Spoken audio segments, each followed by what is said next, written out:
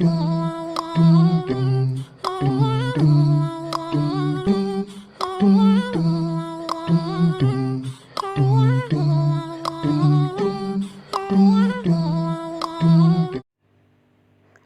عليكم ورحمة الله تعالى وبركاته. حبيباتي في الله، مرحبا بكم مع أم نبراس. اليوم إن شاء الله جبت لكم وصفة المقروض اللي ما تنجح لهاش الوصفات التقليدية. جبت لكم هذه الوصفات ديما نعتمد عليها، يجي هشوش، يجي طري خفيف كما راكم تشوفوا، رائع مبسس كما تحبيه. يعني ما شاء الله بطريقة سهلة وبسيطة. اللي راهي تزور فيا أول مرة على القناة ما تنسيش حبيبتي الاشتراك في القناة، تفعيل الجرس وضغط اللايك باش يوصلك كل جديد إن شاء الله. ونبداو على بركة الله في وصفتنا لليوم إن شاء الله. واش نحتاجو في الوصفة نتاعنا؟ نحتاجو إلى كيلة من السمن يكون ذايب، نزيد له كيلة زيت، الكيلة قد ما تحبوا نتوما ديروا، أنا هنايا درت بالكاس لأنه مش راح ندير كمية كبيرة. عندي كيلة ماء زهر، اللي ما عندهاش ماء زهر دير ماء ودير له ليكستري تاع زهر. عندك هنايا رشه ملح، نزودوا شويه ملح باش يجينا الكاطو تاعنا بنين. نخلطوا الخليط نتاعنا هذا تخليطه خفيفه هكذا باش يتجانسوا هذو مع بعضهم هكذا بهذه الطريقه. يعني مش رايحين نطولوا في التخلاط نتاعو ياسر.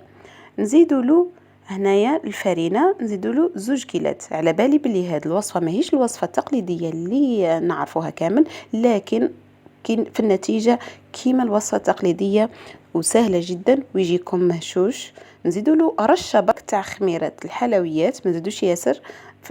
كي تزيدوا تكبروا الكيله اكيد راح نديروا الكيس كامل، اما مادام درتوا هاد شويه راح ديروا رشه برك، يعني نديروا غير شويه ونميكسوا الخليط نتاعنا هكا مليح مليح حتى يتجانسوا المكونات مع بعض.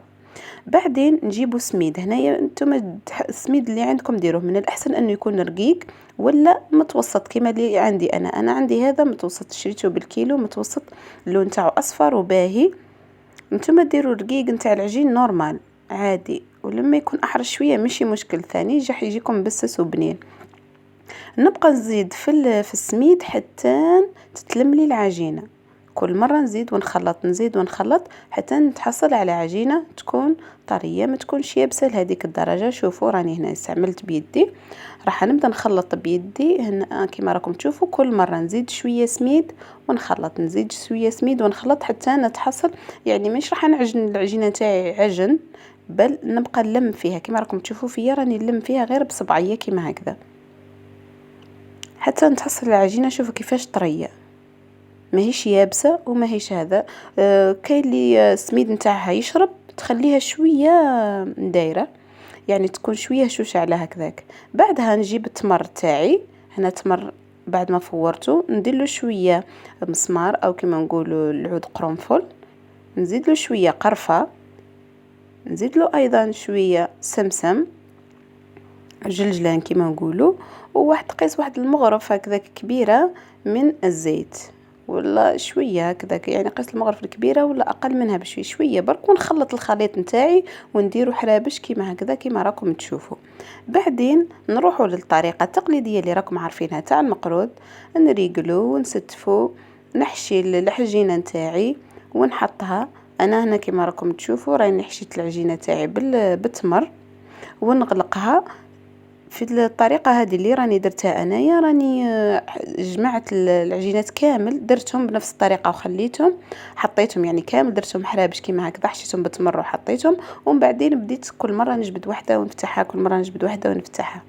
يعني انتم كيما تحبوا ديروا يعني خلاص. بقيه الطريقه اللي راكم عارفينها انكم كيفاش تخدموا المقروض بالطريقه التقليديه العاديه جدا، راح يخرج لكم هايل هايل ما شاء الله، يخرج مبسس ما يتعبكمش في الخدمه فيه. يعني انا هذا راني درته غير بالواقفه، يعني مش حاجه اللي صعيبه. نحاول اني نريقل المقروض نتاعي باش من بعد يعطيني الطوع في الطبيعه نتاعو هكذا.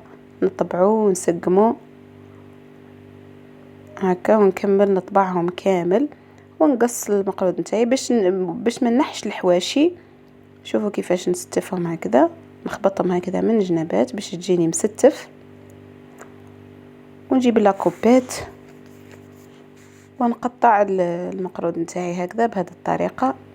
شوفوا كيفاش يجيني هايل، يعني أنا هذه الطريقة ما خير من هذيك تبقي تبسسي وتعبي في روحك وتعب وكذا وكذا وكذا.